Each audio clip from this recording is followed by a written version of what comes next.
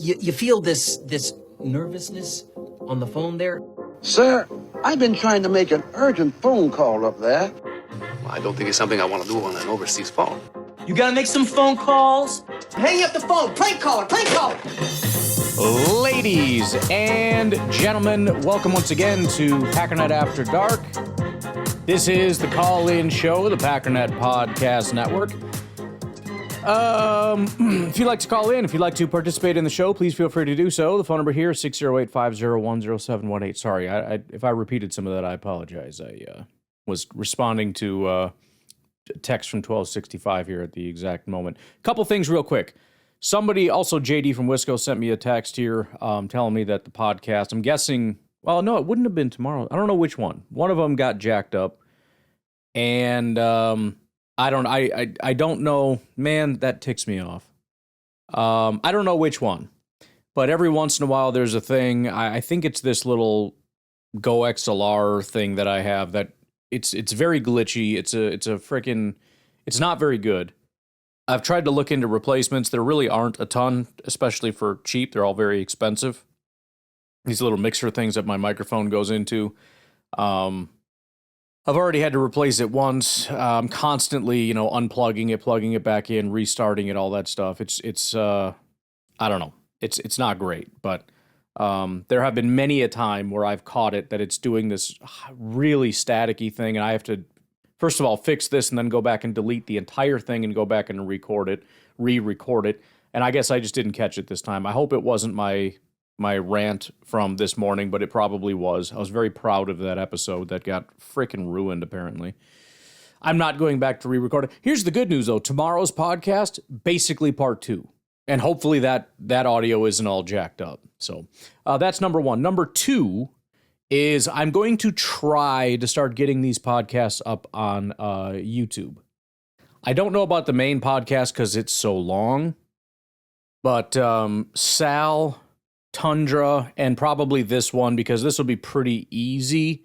I'm not exactly sure what I'm going to do, but what I thought it would be kind of funny is I'm going to have AI generate images of all of you. If you'd like to send me something, you can do so, and I'll work off of that. Or if you want to provide a couple details about yourself that you wanted to get right. Otherwise, I'm going to have AI interpret your calls. I'm going to feed it a couple things and be like, what do you think this person looks like? You know what I mean? I might cheat if I know, like I know one of you where I can find a picture of you, and I might use that. But for the rest of you, and I can change it, obviously, so if you're like, oh, that picture sucks, get something else, I'll do that. I haven't fully figured it out, so I don't know if tonight is going to be, if it's going to be up. It's already 7 o'clock.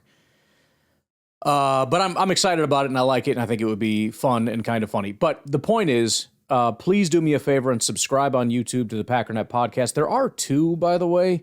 One of them is it's just a feed for this podcast. I saw that was a feature. In fact, it's weird because when you type in Packernet Podcast, one pops up. It's got 282 subscribers. You can subscribe to that if you want to. It has every podcast come out on YouTube. So feel free to subscribe to that if you want to listen on YouTube for whatever reason. However, there is one that's a couple down. It says also Packernet Podcast. It has 4,000 some odd subscribers. That's the one that's going to have the live streams. If we do them, that's the one that's going to have these types of videos. There's less things coming out on that one because it's not the constant podcast feed. But again, I'm trying to rectify that. So please do me a favor and go subscribe over there. That would be very nice. Without further ado, we do actually have we only have 9 calls, so we have just enough. That's kind of the cutoff for me when we listen to me. Just had to make sure it wasn't all staticky. We're good so far. Yeah, so, all right, new caller. This is going great for anybody that's on YouTube and this is the first time listening. Like, what is this garbage? New caller, go. Hello, Mr. Schlip. My name is Don Bryber. Hi, Don. I'm calling as counsel of a client who calls into your evening show. We're hoping to obtain any contact information you may have about a caller named Nico. Please get in touch with my office at your earliest convenience. We certainly appreciate your assistance in this matter. Thank you. Okay. Okay. Nico, I'm going to need you to do me a favor, bud, and go ahead and call. All right? Do me a favor and let me know. By the way, if you call in, I save your name, and if you don't give me your name, then I put in whatever. I'm hoping Mr. Bryber, I will put in attorney Don Bryber. If for any reason you need to call back, I will do what I can to get you the information that you need. Clearly representing 1265. So Nico or Nico's attorney, if you would like to call into the show, that would be much appreciated. Anywho, Snacks, what you got going on, big guy? Danny! What's up, buddy? What's up, buddy? How you been? It's Snacks. Snacks. This old dog. Well, I had to hibernate I see that. for the better part of, 4 months? Jeez. 3 months? Missed After you. those Bears disasters. I understand. You could barely see the light of day. Barely. But, like a phoenix, I finally Rise have from the risen. ashes, yeah. Golly, what a pathetic person fan I am that it takes me that long to get over that stuff. I get it. Welcome back. Just a couple things. The draft, why is everybody so up in arms about giving 2 7th-round picks to trade up to get a kicker? Did our kicker not miss 2 field goals and an extra point Yeah, I thought everybody hated in the the guy. playoff game against the Bears last year, and then the year before another one, and year before that another one, and whatever? I know he didn't get it right when he drafted Carlson, but I don't know, I actually thought when Goody got interviewed, he's like, you gotta keep trying. We need somebody. I mean, I hope that they get rid of McManus. Let's just give it to the kids. And see Yeah, what I think he can I think he's got it. So that was number one. I don't understand why everybody cares so much. It's 2 7th-round picks.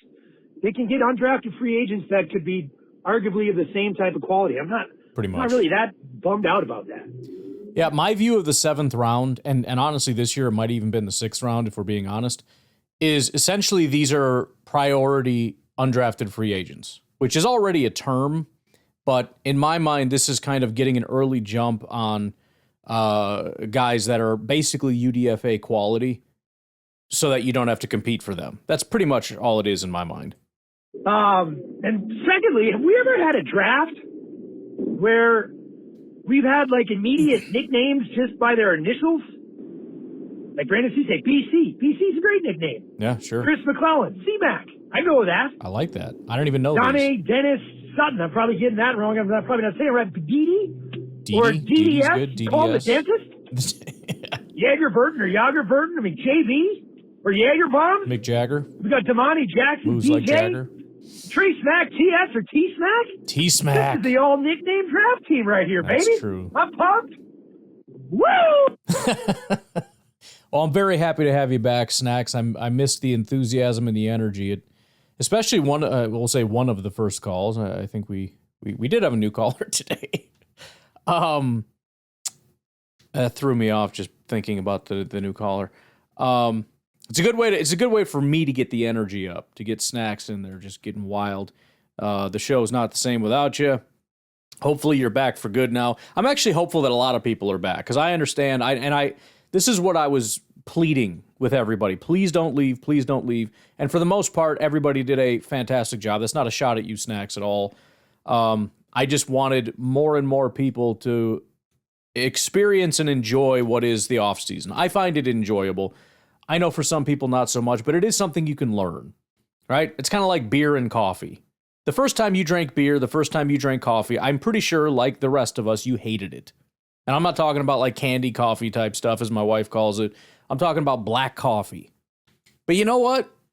You learn to love it. Same with beer. I force-fed beer down my throat forever. It was disgusting. I didn't like it. And then one day, you're sitting outside on a hot day, and you're like, you know what I could go for? A freaking beer, dude.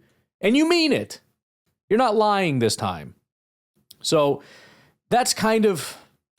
And I don't mean to make it sound painful and grueling, but I think that can be a thing in the same way. I think you go through it and you experience it and you find what's exciting about it.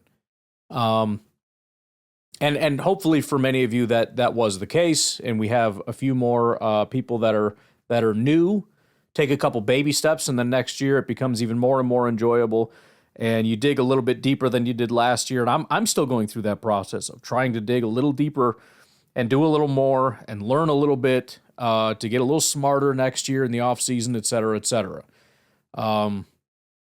So anyways, but I get it, because there is I remember, and I didn't get any of them this year. Maybe it's because I was so pathetic in my pleadings that nobody wanted to break my poor little heart.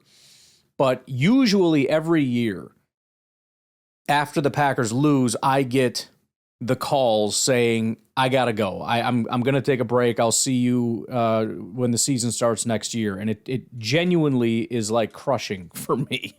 It's like, dude, come, like, don't leave me, bro. Like, we can hang out. Where are you going? Where are you going? But I get it. You know what I mean? It's everybody has different priorities. They have different hobbies. At this point in the time when I'm very mad at the Packers, I don't need this to be a hobby. I don't need this to be a podcast in my ear every day anymore, like I did when I was excited and I thought we were going to win the Super Bowl and everything else. I'm gonna listen to my bass fishing podcast or my barbecue podcast or my true crime podcast or listen to some music or something. I get it. But you made my day, Snacks, because you're back. And I hope you stay back, and I hope this is a sign of things to come, that many of the people that are like, I need a break, are starting to feel the fever a little bit. The draft just kind of drew them back in, and maybe they popped into Packernet. Oh, let's see what this friggin' idiot's got to say. And then I'm leaving. I'm not coming back. I just want to see what he says for a second about this draft class, and then that's it. But then you get sucked in. Speaking of, I haven't heard from this fine gentleman in a while. In fact, there's another call. We got a couple here. But let's get started with Carson Caldwell. What's up, dude? What's up, man? This is Carson Caldwell from Cleveland, Ohio. It's been a while since I called. Been listening, but haven't really had anything to say. But today, I have a lot to say about the whole, how many weeks should the NFL be? Should we add a week? Should we, whatever? And the conversation about the NBA being too scared to add games. Right. My opinion on this is I'm a hockey fan, all right? They got 82 games as well. Sure. And their product is absolutely 100 million times better than the NBA.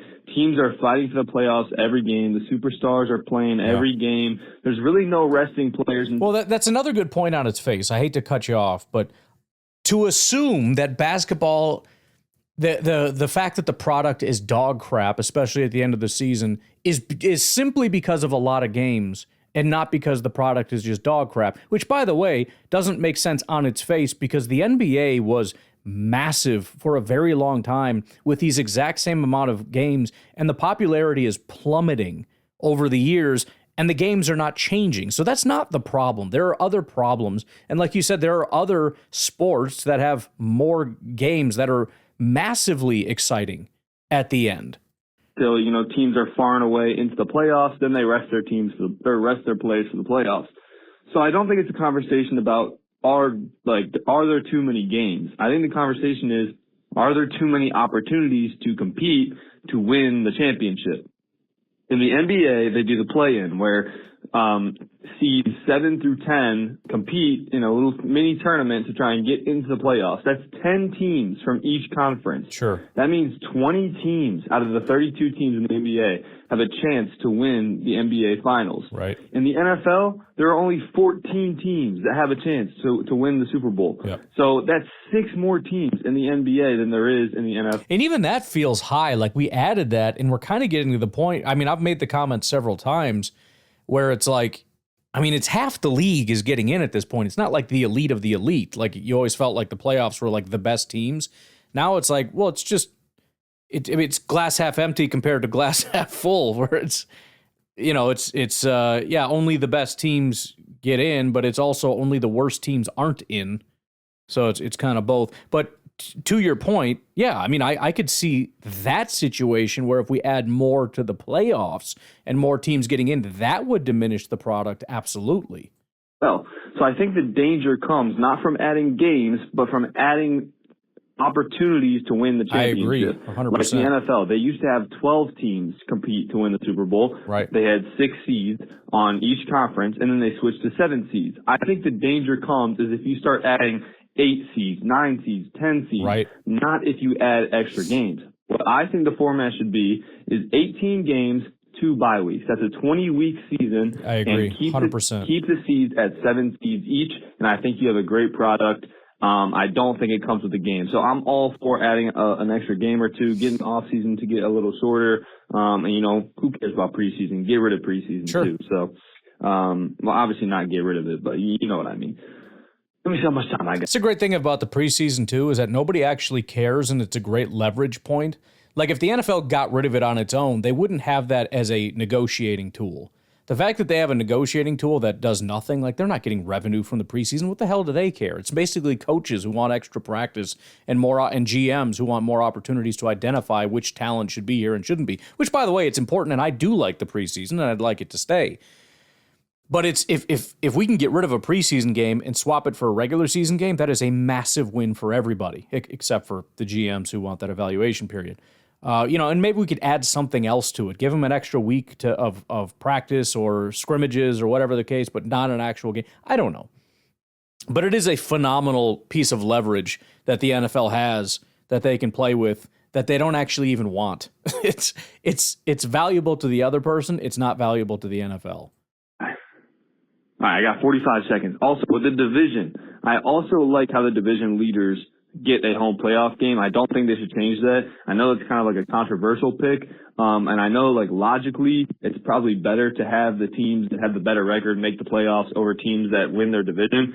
And to be honest, it's probably better, but I don't like it for some reason. I've always liked how the division winners get into the playoffs. I know I could be wrong about that, and my opinion is not correct, but that's just what I think. I like it how it is, so I don't want them to change that.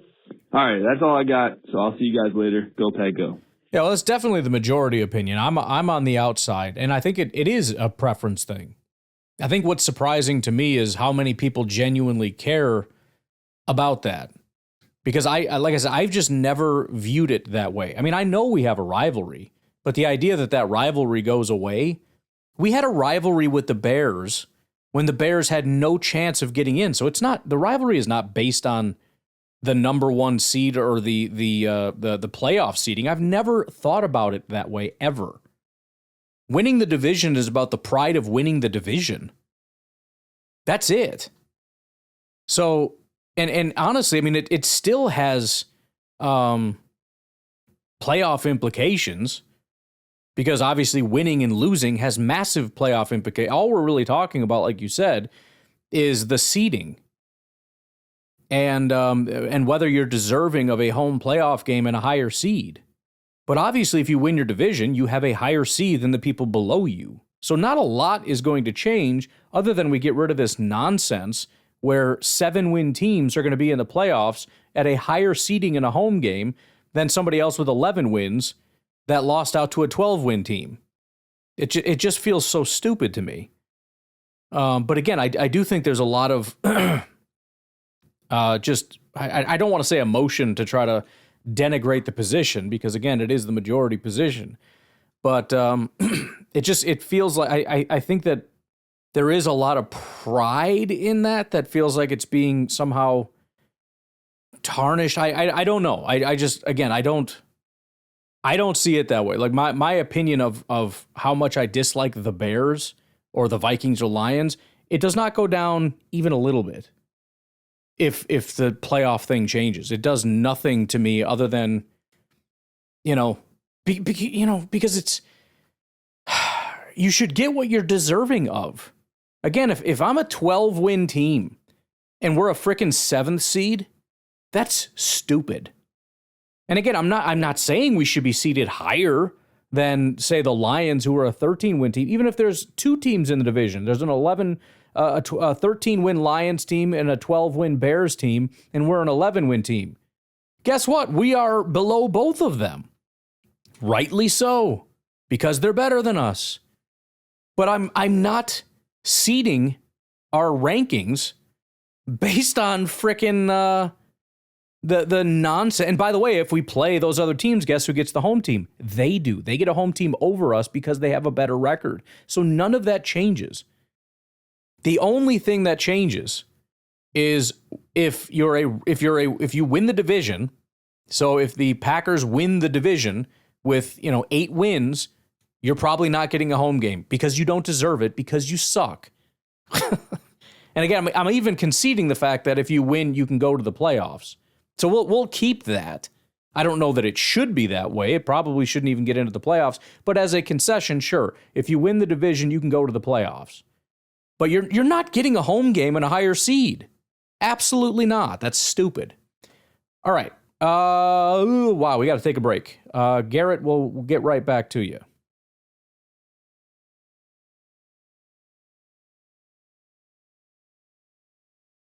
Come on, play. Sorry. Hey, Ryan. Hi. It's Garrett from Southern What's up, Illinois. dude?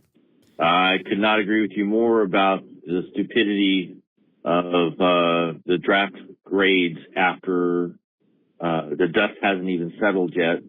I know of your disdain for the consensus big board, and I tend to rely on that just a little bit to do the mock drafts. So, Well, and just to be clear, I very much do not have disdain. I use it regularly, and I've said already that it does have correlation to success in the NFL. It has a relatively high correlation. So it's not useless. It is important. I just don't want to overemphasize it, especially as Packer fans. What I don't want is despair because there was an apparent reach. Again, I think that is a red flag. In the same way that someone is, if you draft a 25-year-old, or if he has a slow 40, or whatever the case may be, these are all red flags. He had bad PFF grades or whatever. But we shouldn't be in despair over it. We should just note that, just like everybody, this is one of his flags. He was a reach, so there's a higher chance of failure there. Just like if he's 25, there's a higher chance of failure there. But I have no issue whatsoever with the consensus board. get an idea, like Daniel Jeremiah and Brugler, those guys, I feel like at least give some stability to the madness of helping you put guys in order.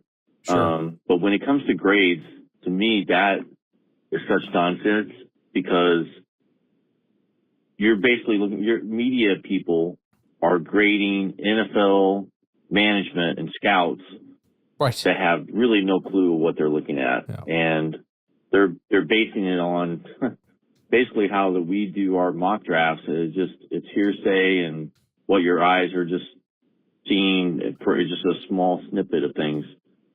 So, just to give you an example, I heard from another podcast that,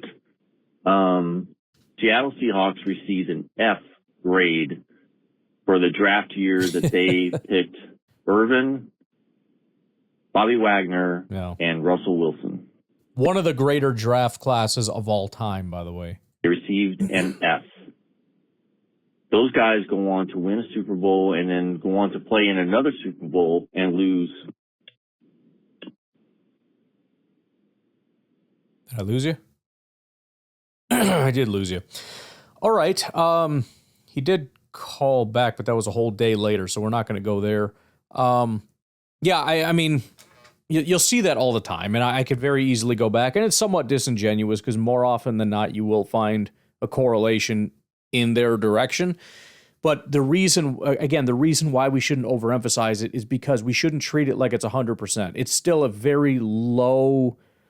It's a relatively low correlation compared to a 1-to-1 correlation. Do you know what I mean? All right. Anywho, Raider McCready, what's up, dude? Hey, Ryan, Raider from Missouri. Just giving an update. You wanted to know how the smokeout went, and it turned out to be really, it was just a blast. I got up at 2 o'clock in the morning, and hold on. I got a phone call. Oh, no. Bye. Sorry. Raider part 2. Hey, Ryan, Raider again. Sorry about that. Wife's car got totaled by a hailstorm with baseball-sized hail. Oh, geez, yeah. Yeah, that was fun. Anyway, back to the smokeout. We had a total of 9 kids here. Yes. I got up at 2 o'clock in the morning. I like to smoke overnight, less flies, etc. Cooler, not quite so hot. Everybody was here by 10:30 in the morning. Everybody was gone around 5:30, 6 o'clock. But I was smoking for 14 and a half hours altogether, which, 9.5 pounds. For those that don't know and are new, we're talking about meat, not friggin' pot or something.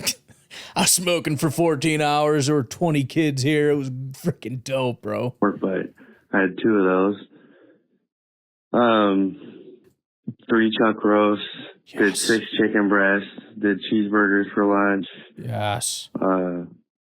Talking dirty. Let's see. Yeah, lots of beer was drank. We're in Missouri. It's legal. A lot of weed was smoked.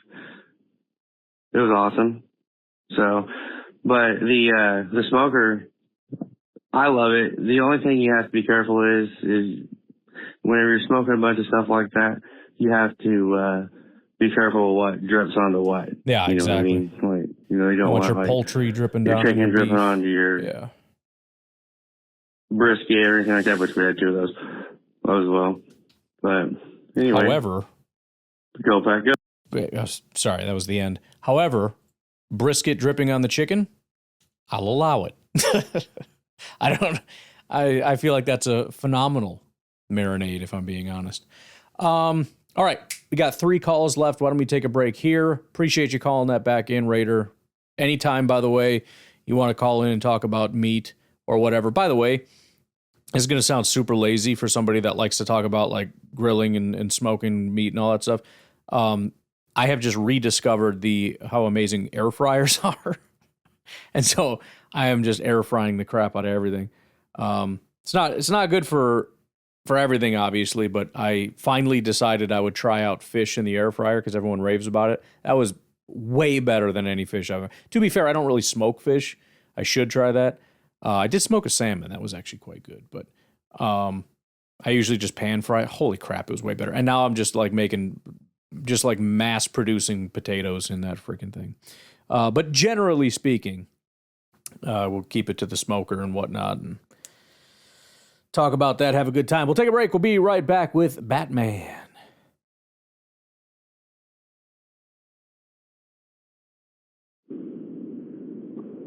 Batman. Oh, yo, my God. I just can't even listen to anything on the radio anymore. Any Sirius, anything, any ESPN, NFL. Pack Daddy, right now, I just happened to flip on whatever was Sirius XM was coming on NFL, and some guy's they're talking about the wide receiver room for the Packers. Yeah. First name's out of his mouth before he even starts even any type of criticism or analysis. He mentions Bo Melton and Sky Moore. Those were the first 2 names out of his mouth. And what he was trying to do, eventually what I figured out was the point that Reed is going to have a huge role in this offense. $50 million is a big commitment. It is. Sure. But he said, Watson's always hurt. You obviously have not seen how that kid has come back. Right. Towards the end of the year, he's not injured. By the way, that annoys the crap out of me. And I get that there is some correlation there in terms of, you can expect injury more so from somebody. But it's the same, and I kind of talk about it on tomorrow's show. I think it was tomorrow's show. I don't know when it was. But, it was last night's Packernet After Dark. The running back, whose name I don't know because he's hurt all the time, to be clear, Marshawn Lloyd. Look, we treat it as though he's gone, like he doesn't exist. Listen, he had bad luck. Okay, maybe there's something else going on, but a lot of these injuries don't even like correlate. He had wasn't it appendicitis or something? Like it was just random stupid crap.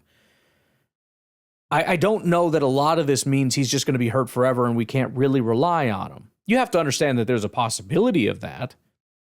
But we also can't assume he's just going to be hurt forever. And it's the same with Watson. And with Watson, it's a very specific case, and I wouldn't expect somebody on ESPN to necessarily know because they're not tracking this as closely as Packer fans are. But with Watson, he did have a recurring issue. And then they figured out what that issue is, and they fixed it. And he didn't get injured until there was one of the fluke injuries, not one of the like recurring soft tissue type things. This is a different kind of injury. And so when he recovered from that, he came back and he looked quite good. He's starting to look like a top 10 receiver, legitimately. And that's a big deal because the top like 30 receivers are all very, very, very good. So being top 10, I think he ranked like 11th, is remarkable.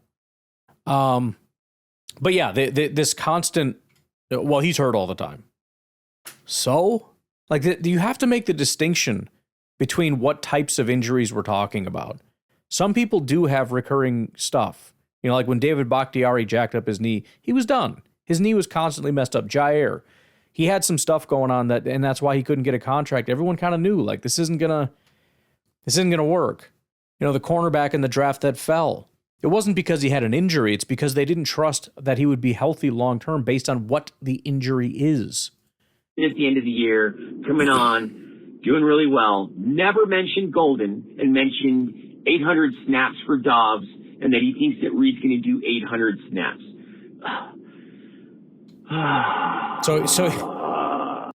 Sorry, it froze there for a second. So essentially, he boiled it down to Reed and Bo Melton is our wide receiver room. That was what a stupid human being.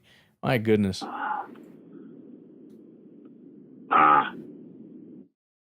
Absolutely ridiculous. Garrett, what's going on?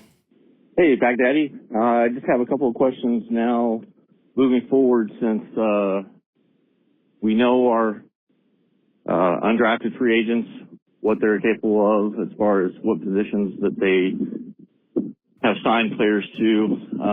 But I still feel like we have maybe a couple of opportunities to still sign some free agents that are out there. And I saw last night on, I can't remember the YouTube video I watched, but they were highlighting, I'm sorry, it was Clayton, and he was going through available free agents and the likelihood of maybe what players he liked for Green Bay to sign. And one of them that I had in the back of my mind I wanted to bring up to you that he did highlight was Calais Campbell. He's played in Gannon's system, high character. He has still maintained a very decent CFF score. So he is a potential guy that they could probably get on the cheap and sign for 1 year just to be just another vet on that line. I know that group is already kind of maxed out, but if there's opportunity to improve it, then I'm all for signing a free agent like him. There are still defensive backs out there that potentially they could sign. There's Diggs. There's Rasul Douglas. And I know guys could be on and off the fence with both of those guys, but you just never know. So we just can't rule out possibilities like that. So we'll just remain to be seen, but just wanted to bring those up to you to discuss a little bit, looking out at finalizing this roster for next season. Yeah, I mean, I think I mentioned it before yesterday. I'll at some point go through and kind of look at this stuff, and we probably should do it sooner than later because if the Packers do something, it'll probably in and around now. So to kind of get the thoughts before it happens, if it happens, this would be a good time to do it. But I mean, just off the top of my head, as far as now I got to remember the guys that what the heck is his name? The defensive end, the very big Calais Campbell. The biggest issue I think I have with that is even though he is a little bit different, if I had to put him in a bucket, I'd put him in the Javon Hargrave bucket. And we already got Javon Hargrave. Now, you could say he's more of a outside pass rusher type because he's kind of a hybrid. I don't know. And even if you did, I mean, it's like Lucas Van Ness, which wouldn't be necessarily a problem, but I don't know. He's kind of inside outside. I don't exactly know how he was used last year. when he was with our defensive coordinator. But that would be my immediate thought is we kind of already went out and did that when we got Javon Hargrave. As far as the corners, that one, maybe there's a little bit more to it. And only because, again, it seems like our GM really is kind of panicked about this. Now, maybe he's okay for now because we got Cisse, and who knows with Damani Jackson or whatever. And we did go out in free agency already and get Benjamin St. Juste. So, again, I would lean toward probably not. You know, we got two draft picks, one of them early, and we already went out and did something in free agency with this. I would, again, probably lean, I don't think so. I mean, I guess off the top of my head here, let's see, wide receiver, probably not, and we already got Sky Moore, a kick returner basically, but we'll see. Offensive line maybe would be an area to kind of consider. We do have a billion guys in there, though. And again, the problem is you're mostly looking for depth, and are you going to go in free agency and spend expensive free agent prices to get a backup to compete with the guys that are already backups? Like, we got Donovan Jennings and Darian Kennard, who are actually pretty solid. We have Jacob Monk, who he said he likes, and we drafted Jager Burton. I don't think so. Tight end, maybe, but you'd have to see who's out there. And again, my problem with that is if you're trying to replace Luke Musgrave, what sense does it make to get a short-term solution at tight end when Luke Musgrave is a short-term solution? We need to try to find a long-term solution. Maybe if you want to go get more of a blocking guy, but they really like Josh Wiley and some of the guys that they have here. So I don't really see that. You could make a case for running back maybe, but again, I think Marshawn Lloyd is that guy. Backup quarterback probably makes the most sense, but I think they want to see what they have in Kyle McCord a little bit. So I don't know about all that. Again, interior defensive line, I think, is probably done. Pass rusher is one where I think you could make a pretty strong case, again, largely because of the beginning of the season.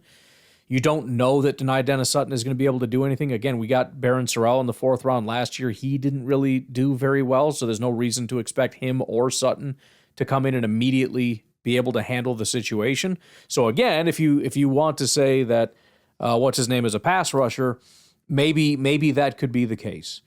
But at the same time, first of all, again, can you find a guy? And then on top of that, when you're looking for the rest of the season, do you want to pay, to have somebody take snaps away from Sorrell and Sutton and Brenton Cox and whatnot?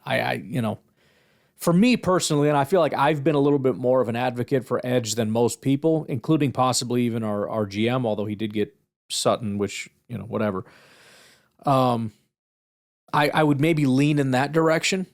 As a guy that has said you can never have too many pass rushers is a stupid saying, I'm kind of leaning on that a little bit because I'm a little concerned about Van Ness being questionable in this scheme. I trust him, but we're switching again when he just started to maybe look like, okay, he's actually going to be a good pass rusher. He ends up getting hurt, and then we switch back to a 3-4. That makes me nervous. Same thing with Barron Sorrell. And I feel like Barron Sorrell was kind of built for a 4-3 defense more so than Danny Dennis Sutton. Not to say he can't do it. Same with Brenton Cox, by the way. I said the same thing about him when we were in 3-4. I felt like 4-3 was going to benefit him, and I think it did. Anyways, I have a lot more question marks at the position as far as edge. Corner, again, I've already addressed. Safety doesn't really make sense. We have starters and we have backups, and then special teams, none of that really makes sense. So, I know free agency is exciting, and we'll definitely take a look, and I'm not opposed to it necessarily, but the odds that we're going to find something that makes sense, again, so when we identify something, we say, first of all, this is specifically what we need. Not just any old person. Like, we need specifically this to fill this specific need. Like, let's say we want a blocking tight end. Okay, well, it has to be a blocking tight end. It can't be a high-priced tight end because we already have our high-priced guy. It's not worth it. We're looking for a low-price veteran guy that can execute this specifically and be a low enough price where we don't feel we need to put him on the field a ton. He can just kind of float around. Like, does that person even exist? And so the problem is a lot of times there isn't a matchup between what we need specifically and that exact prototype sitting out there in free agency for a reasonable price. A lot of these guys aren't getting hired because they're asking for more money than what they're worth. But again, we'll take a look, and I haven't listened. I saw Clayton kind of put out a tweet about it, but I haven't really listened. Maybe he made a couple good cases on that. Again, I haven't really dug into it. This is just kind of off the top of my head. By the way, I will make one thing clear in his defense, and I don't remember exactly how it went, and I won't name names, but I saw him put out that tweet, and he kind of got mocked by somebody because who was it? Diggs. I think I could be wrong about this, but I believe it was Diggs. And, you know, the rebuttal from the guy that was being sort of mocking about it was that we just cut Trayvon Diggs. There's a couple other things, but that was part of it. I will say this. When I looked at our new defensive coordinator, and I don't think we're going to pick up Diggs, but I don't think we're going to pick up, I mean, nobody has made sense to me so far. But in his defense, which I don't think he responded to, which good for him. But when I looked at our new defensive coordinator, remember, we got rid of Diggs before we got our new defensive coordinator. When I looked at free agents or the prototype that would make sense for him as far as what kinds of corners, it's a guy like Diggs. Like that is more the type of player that our defensive coordinator would be able to work with, more so than somebody like Keyshawn Nixon. It's, you know, again, it's more of the long arm, straight speed, click and close, all the stuff that all the little buzzwords we've been saying this whole time. I just wonder maybe if for the right price or circumstance or whatever, if we hadn't cut him, if he would still be here today, and if there is a potential for there to be a reunion, which would make the Packers probably feel a little stupid and swallow some pride or whatever, because, you know, whatever. But I don't, as they reevaluate, I don't know that it's impossible that if you go to the defensive coordinator, say, how you feeling about the corners? And he's like, I could really use another guy. Again, they already kind of addressed it. But if they did say, we want one more guy, could that one more guy be Trayvon Diggs? There's nothing wrong with at least just asking the question, especially when you look at a pile of free agents and say, almost none of these make sense. I think as far as which ones do make sense, he ain't at the bottom of the list. All right, final call from Garrett. I have to make an amendment to that last call. Okie dokie. It just totally escaped me that, you know, we still have Kamal Hadden, and I think we are, and of course I just did, underestimate what he may bring to the table this year. So I think there are still some guys on this roster that may surprise people in this next training camp and maybe propel themselves up a little bit in the depth chart. So maybe cornerback isn't quite the need of free agency, like I just suggested, but there are some guys, I believe, that will make some jumps in the depth chart, and I think Kamal Hadden may be one of those guys. Sure. So I am all for some extreme competition in that defensive back group. So CSA will definitely bring that and up the competition on the outside. Who knows? Maybe Damani can come in and surprise people also. Let's hope he comes in with a chip on his shoulder, because nothing against Nixon, but I just feel like we could easily upgrade that position with him. Valentine, I still think, has potential, but he's going to have to prove it.